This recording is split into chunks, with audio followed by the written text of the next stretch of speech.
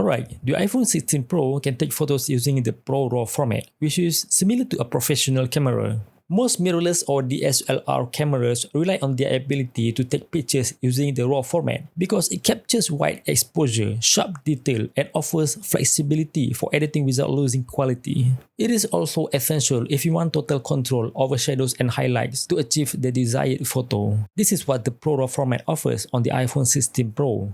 The ProRAW option is at the top of the camera screen and is easy to turn on or off. Alright, to enable the ProRAW, you need to turn on at the setting, choose camera, and then choose format, and then you need to enable the ProRAW option. And then the Pro default option will appear.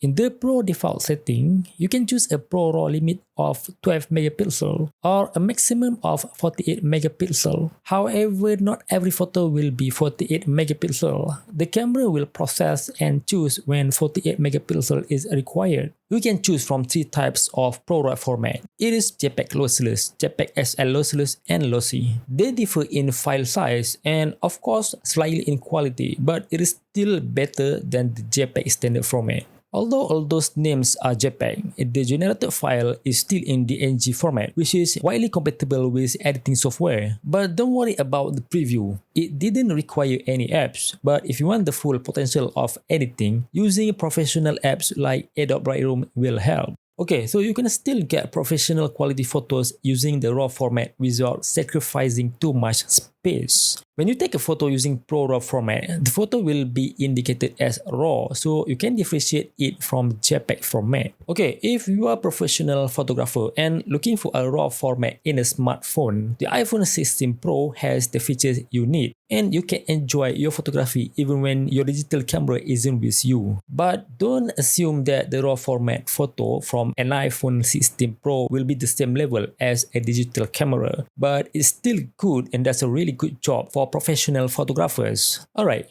thank you everyone for watching, and I really appreciate it if you subscribe to this channel. Stay awesome everyone!